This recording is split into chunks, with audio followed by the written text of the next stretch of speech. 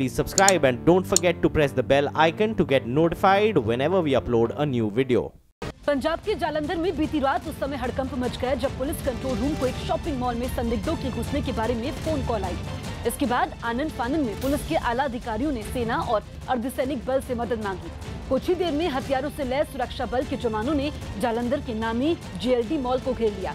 सुरक्षा बल ने चप्पे चप्पे की तलाशी ली। लगभग 1 घंटे तक चले इस ऑपरेशन के बाद मीडिया को जानकारी दी गई कि ये एक मॉकड्रिल थी, जिसके बारे में सिर्फ सुरक्षा बल और मॉल के प्रबंधकों को ही पहले से बताया गया था। एक्सरसाइज है ਉਹਦੇ ਵਿੱਚ एक टेररिस्ट सिचुएशन लिता गया सी और ये देखा गया कि रिएक्शन साड़ी किवें रही। कई इशूज़ आए ने सामने, कई आपां चीज़ां नोट कीतियां हैं। आपां इकट्ठे बैठ के सारे अफसर लेवल ते जवान लेवल ते बैठ के उन एजेस नूं जिहड़े रफ एजेस ने उन्होंने स्मूथन करने की कोशिश करांगे।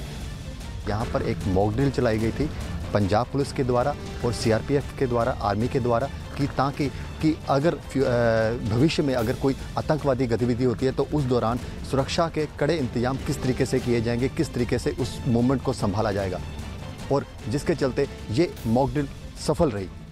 जालंधर से कैमरामैन अजय के साथ रोहित गौड़, न्यूज़ 18। महंगाई के मुद्दे पर लालू यादव की पार्टी बुधवार को विरोध प्रदर्शन करेगी। आरजेडी ने बुधवार को बिहार में महंगाई और बेरोजगारी समेत दूसरे मुद्दों को लेकर एनडीए सरकार के खिलाफ प्रदर्शन का ऐलान किया। शिवसेना के अध्यक्ष उद्धव ठाकरे के बाद पार्टी के 52वें स्थापना दिवस पर युवा नेता आदित्य ठाकरे ने भी अगला चुनाव अकेले लड़ने के संकेत दिए। पाकिस्तान तहरीक-ए-इंसाफ पार्टी के प्रमुख इमरान खान की सोशल मीडिया पर उनके उस बयान की काफी आलोचना हो रही है जिसमें उन्होंने पश्चिमी देशों का उदाहरण देते हुए नारीवादी आंदोलन की वजह से मातृत्व की भावना के कम होने का दावा किया था। यूपी के नोएडा के सेक्टर 123 में डंपिंग ग्राउंड यानी कूड़ा घर के विरोध के बाद केंद्रीय मंत्री महेश शर्मा की मौजूदगी में नोएडा अथॉरिटी के अधिकारियों और लोगों के बीच एक बैठक हुई। 21 जून को अंतर्राष्ट्रीय योग दिवस के मौके पर राजस्थान के कोटा में कोचिंग ले रहे 1 लाख छात्रों समेत करीब 2 लाख लोग योग गुरु रामदेव की मौजूदगी में योग करेंगे। जो योग करेगा उसके जीवन में निराशा का तो प्रश्न ही नहीं हो सकता। तबादले के बाद भी 3 साल तक मुंबई का बंगला न छोड़ने के आरोप में महाराष्ट्र सरकार ने ठाणे के पुलिस कमिश्नर परमबीर सिंह पर करीब 21 लाख का जुर्माना लगाया। यूपी के हापुड़ में एक तेज रफ्तार कार सड़क किनारे खड़े एक ट्रक से टकरा गई। इस हादसे में 5 लोगों की मौत हो गई जबकि 5 लोग गंभीर रूप से घायल हो गए। हादसा इतना भयानक था कि कई लोग कार में ही फंसे रहे। घायलों को इलाज के लिए मेरठ के अस्पताल में भर्ती करवाया गया। वीडियोकॉन मामले में ICICI बैंक की CEO चंदा कोचर को छुट्टी पर भेज दिया गया। वीडियोकॉन लोन मामले में ICICI बैंक के बोर्ड ऑफ डायरेक्टर्स ने CEO चंदा कोचर को जांच पूरी होने तक छुट्टी पर रहने को कहा और संदीप बख्शी को COO यानी चीफ ऑपरेटिंग ऑफिसर नियुक्त किया। शीना बोरा मर्डर केस को लेकर मुंबई की जेल में बंद पीटर मुखर्जी अपनी पत्नी इंद्राणी मुखर्जी को तलाक देने को राजी हो गए। केंद्रीय मंत्री किरेन रिजिजू ने प्लास्टिक की बोतल सड़क पर फेंकने वाले लड़के को डांटने को लेकर ट्रोल हुई अनुष्का शर्मा का बचाव करते हुए साफ किया कि उन्हें पब्लिसिटी की जरूरत नहीं है। केंद्र सरकार ने हिंदी और अंग्रेजी के बाद अब PM इंडिया की वेबसाइट उर्दू भाषा में भी शुरू कर दी। बिहार के सीतामढ़ी में एक वकील ने दिल्ली में उपराज्यपाल के दफ्तर में धरने पर बैठे CM केजरीवाल के खिलाफ सरकारी काम में बाधा पहुंचाने का आरोप लगाते हुए अदालत में एक याचिका दायर की। यूपी के लखनऊ में हुई कैबिनेट की एक बैठक में ग्रेटर नोएडा में पतंजलि के मेगा फूड पार्क के लिए जमीन देने के प्रस्ताव को पास कर दिया गया। भारत में रिलीज होने वाली हॉलीवुड की एक फिल्म के हिंदी संस्करण में एक किरदार के लिए आवाज देने वाली काजोल मुंबई में फिल्म की स्क्रीनिंग के मौके पर नजर आई। खबर है कि कंगना रनौत 8 साल बाद अपनी पहली फिल्म गैंगस्टर के डायरेक्टर अनुराग बसु के साथ मिलकर फिर काम करेंगी। हिमाचल प्रदेश के मनाली में एक फिल्म की शूटिंग पूरी करने के बाद सनी देओल ने अपने दोनों बेटों के साथ एक तस्वीर पोस्ट की। खुदकुशी करने वाली अमेरिका की फैशन डिजाइनर केट स्पेड को मिजोरी में अंतिम विदाई दी गई। अभिनेता जैकी श्रॉफ ने खाना पकाते हुए अपना एक वीडियो सोशल मीडिया पर शेयर किया। केंद्र सरकार के 4 साल पूरे होने पर राजस्थान के दौसा में कार्यक्रम में पहुंचे केंद्रीय मंत्री विजय गोयल ने PM मोदी की तुलना गांधी जी से की। विजय गोयल ने दावा किया कि PM ने गांधी जी की तरह स्वच्छता अभियान चलाकर आम लोगों को स्वच्छता और स्वास्थ्य के प्रति जागरूक किया। महात्मा गांधी के बाद दूसरा कोई गांधी जैसा है तो वो हमारे प्रधानमंत्री नरेंद्र मोदी है। महात्मा जी स्वच्छता की बात करते थे, मोदी जी ने पूरे देश विश्व के अंदर स्वच्छता का मैसेज कर दिया। महात्मा जी स्वास्थ्य की बात करते थे, मोदी जी ने योग का मैसेज दे दिया। महात्मा जी कहते थे छुआछूत छोड़ो, मोदी जी भी ये कहते हैं। महात्मा जी कहते हैं जात पात छोड़ो, मोदी जी भी कहते हैं। मध्य प्रदेश के खरगोन में एक हॉस्टल सुपरिंटेंडेंट पर हंगामे का आरोप लगा। मध्य प्रदेश के खरगोन के एक हॉस्टल की सुपरिंटेंडेंट पर शराब के नशे में हंगामा करने का आरोप लगा। राजस्थान के जयपुर में इंडिगो की मुंबई जाने वाली फ्लाइट में बम रखे होने की कॉल करने के आरोप में एक नामी टीवी शो में काम कर चुके एक कोरियोग्राफर को हिरासत में लिया गया। केरल के कोच्चि में ट्रांसजेंडर के लिए एक ब्यूटी कॉन्टेस्ट का आयोजन किया गया।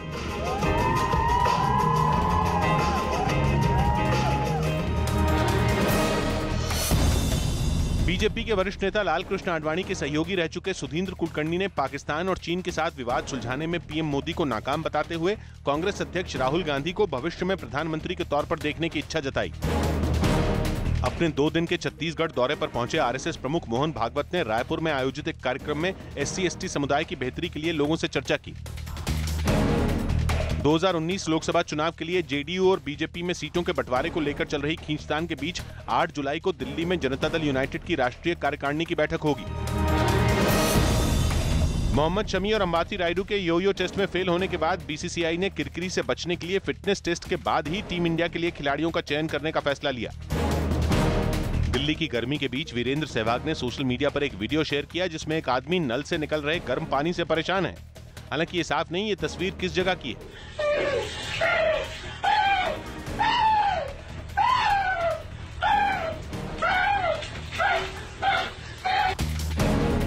फिटनेस टेस्ट पास कर इंग्लैंड दौरे के लिए तैयारियों में जुटे विराट कोहली ने जिम में वर्कआउट की फोटो के साथ डिटेल्स शेयर की। जिम्बाब्वे क्रिकेट टीम के पूर्व कप्तान हीथ स्ट्रीक को स्कॉटलैंड ने अपनी टीम का सलाहकार नियुक्त किया। महाराष्ट्र के बाल अधिकार संरक्षण आयोग ने राहुल गांधी को नोटिस जारी किया है। आयोग का आरोप है कि राहुल गांधी ने जलगांव में तालाब में नहाने पर पिटाई की शिकार बने बच्चों की पहचान जाहिर कर दी। इसी सिलसिले में राहुल गांधी को जुवेनाइल एक्ट और पॉक्सो एक्ट के तहत नोटिस भेजकर जवाब मांगा गया है। राहुल गांधी जी के ऊपर तुरंत गुना दाखिल होना चाहिए और उस प्रकार की मांग महाराष्ट्र बाल हक आयोग के पास की है और महाराष्ट्र का बाल आयोग ने आज ही शाम को उनके ऊपर एक शो कॉज नोटिस इशू की है जिसके तहत उन्होंने ये कहा है कि राहुल गांधी और ट्विटर इन दोनों के ऊपर क्यों कार्रवाई नहीं की जा सकती, उसके लिए स्पष्टीकरण मांगा है और मुझे लगता है कि इसमें ज़रूर हमें न्याय मिलेगा।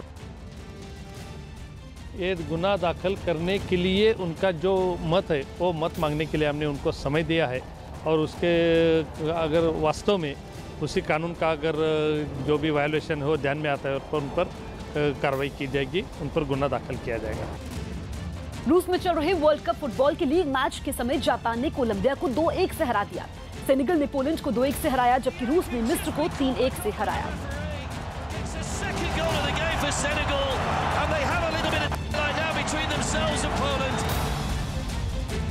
रूस में इन दिनों वर्ल्ड कप फुटबॉल के मैच खेले जा रहे हैं और पूरी दुनिया में फुटबॉल प्रेमियों के सिर पर इसका जुनून चढ़ा हुआ है। लोग अपने अपने अंदाज में फुटबॉल से अपने प्रेम को जाहिर करवा रहे हैं।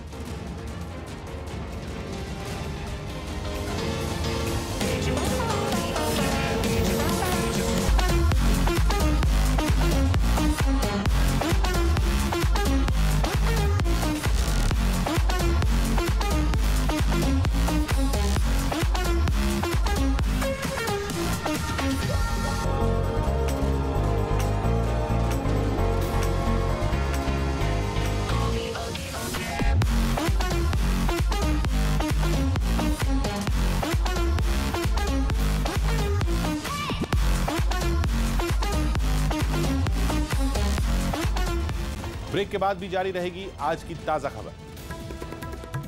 न्यूज 18 खबरों की दुनिया का ऐसा नाम जो अब देश का नंबर 1 न्यूज नेटवर्क बन चुका है। न्यूज 18 अपनी इसी कामयाबी का जश्न मना रहा है एक मल्टीमीडिया कैंपेन के जरिए जिसका नाम है 18=1। 67 करोड़ दर्शक, 1200 से ज्यादा रिपोर्टर और 15 भाषाओं में 16 चैनल। ये है भारत के नंबर 1 न्यूज नेटवर्क न्यूज 18 की ताकत। इसीलिए हम कह रहे हैं 18 बन चुका है नया नंबर 1। जम्मू कश्मीर के त्राल में एक मकान के अंदर छिपे आतंकियों की घेराबंदी के समय कुछ लोग सुरक्षा बल पर पथराव करने लगे। सुरक्षा बल को इस मकान में 3 आतंकियों के छिपे होने की जानकारी मिली थी, जिसके बाद जवानों ने पूरे इलाके को घेर लिया। लेकिन इसी बीच कुछ लोग सुरक्षा बल पर पथराव करने लगे। पत्थर फेंक रहे लोगों को खदेड़ने के लिए सुरक्षा बल ने भी आंसू गैस के गोले दागे। इसके बाद पत्थरबाजों ने सड़क पर बड़े बड़े पत्थर रखकर जवानों को आतंकियों तक पहुंचने से रोकने की कोशिश की। हालांकि पत्थरबाजी कर रहे लोगों को खदेड़ते हुए जवानों ने उस मकान पर हमला बोल दिया, जिसमें आतंकियों के छिपे होने की जानकारी मिली थी। लेकिन मकान के अंदर छिपे आतंकियों ने भी चारों तरफ खड़े जवानों पर फायरिंग कर दी, जिस पर पहले से सतर्क सुरक्षा बल ने बिना वक्त गंवाए मुंहतोड़ जवाब देना शुरू कर दिया और फायरिंग की वजह से वहां धुआं भी उठ गया। सुरक्षा बल की कार्रवाई में जैश ए मोहम्मद के आतंकी आदिल, दानिश और कासिम मारे गए, जिनमें आतंकवादी कासिम पाकिस्तान का रहने वाला था। आतंकियों और सुरक्षा बल के बीच मुठभेड़ खत्म होने के बाद जम्मू कश्मीर के डीजीपी एसपी वैद्य ने ट्विटर पर लिखा कि गोलीबारी खत्म हो गई। मुठभेड़ में मारे गए तीनों आतंकवादियों के शव बरामद कर लिए गए। ऑपरेशन कामयाब रहा। सेना, सीआरपीएफ और जम्मू कश्मीर पुलिस का शानदार काम। यूपी के अमरोहा में 2 पक्ष एक दूसरे पर ईंट और पत्थरों से हमला करने लगे। आरोप है कि ईद के दिन ठेले पर चाट खाने को लेकर बच्चों के बीच हुई मामूली लड़ाई ने वहां हिंसक रुख अख्तियार कर लिया और देखते ही देखते खाई खेड़ा गांव में 2 पक्ष एक दूसरे पर ईंट और पत्थर फेंकने लगे। ईद के दिन हुई इस खूनी झड़प की तस्वीरें और वीडियो वहां मौजूद किसी आदमी ने मोबाइल फोन में रिकॉर्ड कर लिए। झड़प के दौरान लोगों ने मकान की छत पर खड़े होकर पत्थर फेंके। बेहद नजदीक से हुई इस पत्थरबाजी में कई लोगों को गंभीर चोटें आईं, जिन्हें कुछ लोग वहां से सुरक्षित जगह पर ले जाते दिखाई दिए। बताया गया कि इस झड़प में करीब 12 लोग बुरी तरह जख्मी हो गए, जिन्हें अस्पताल में भर्ती कराया गया, जहां इलाज के दौरान शाहिद नाम के एक लड़के की मौत हो गई, जिसके बाद अमरोहा के गजरौला इलाके में तनाव बढ़ गया, क्योंकि मारे गए लड़के के घर वाले शव को एम्बुलेंस में लेकर सीधे थाने पहुंच गए और हंगामा करने लगे, जिन्हें पुलिस ने समझाने की कोशिश की।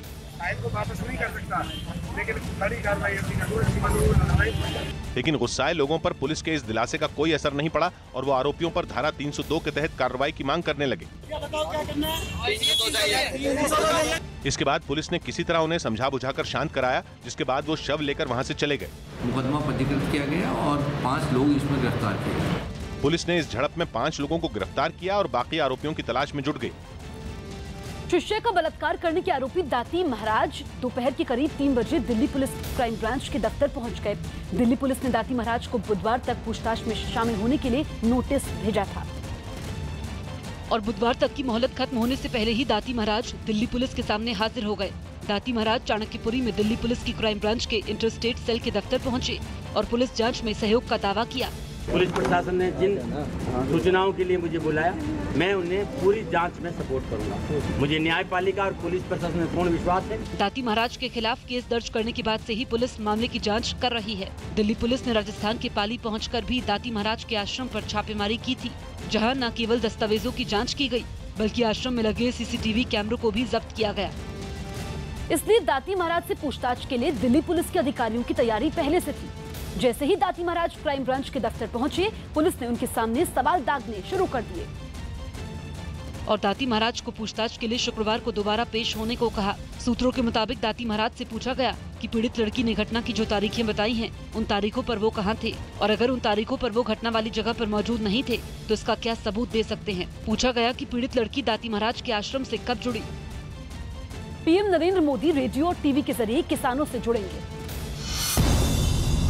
पीएम नरेंद्र मोदी रेडियो और टीवी के जरिए किसानों को संबोधित करेंगे। वहीं नमो ऐप के जरिए किसान पीएम मोदी से सवाल पूछ सकेंगे।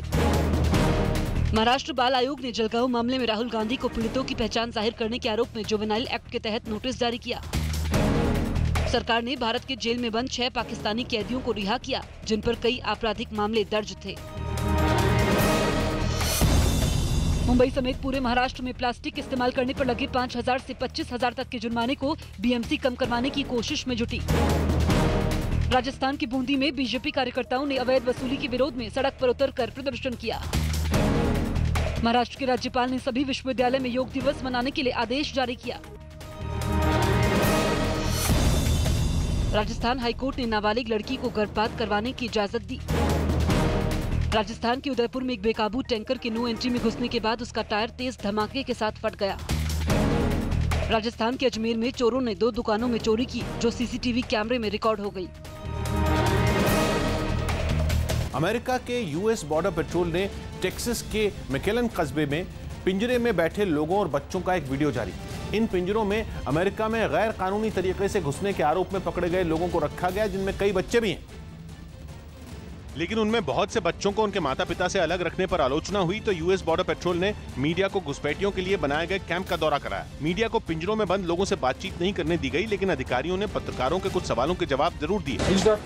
दावा किया जा रहा है कि कैंपों में लोगों को अच्छे हालात में रखा जा रहा है, लेकिन आरोप यह भी है कि रविवार तक इन पिंजरों में बंद 200 से ज्यादा बच्चे ऐसे थे जिन्हें उनके माता पिता से अलग कर दिया गया, क्योंकि पिछले महीने डोनाल्ड ट्रंप प्रशासन ने घुसपैठियों पर सख्ती करने का ऐलान किया, जिसके तहत अमेरिका में गैर कानूनी रूप से घुसने वाले बालिग लोगों पर मुकदमा चलाया जाएगा। उन पर कानूनी कार्रवाई करने के लिए बहुत से लोगों को उनके बच्चों से अलग कर दिया गया। राष्ट्रपति ट्रंप ने दावा किया कि परिवारों को अलग करने की नीति से घुसपैठ पर लगाम लगेगी। लेकिन कैंप का एक ऑडियो टेप आ जाने के बाद ट्रंप प्रशासन की इस नीति की और भी ज्यादा आलोचना शुरू हो गई। इस ऑडियो टेप में बिछड़े हुए बच्चों को उनके माता पिता से मिलने के लिए रोता हुआ सुना जा सकता है। इस टेप के आने के बाद कई सांसदों ने कैलिफोर्निया के कैंप का दौरा किया और ट्रंप प्रशासन पर नरमी बरतने के लिए दबाव बढ़ा दिया। लेकिन राष्ट्रपति डोनाल्ड ट्रंप ने साफ कर दिया है कि वो अपने रहते अमेरिका को गैर कानूनी रूप से आने वाले लोगों का कैंप नहीं बनने देंगे।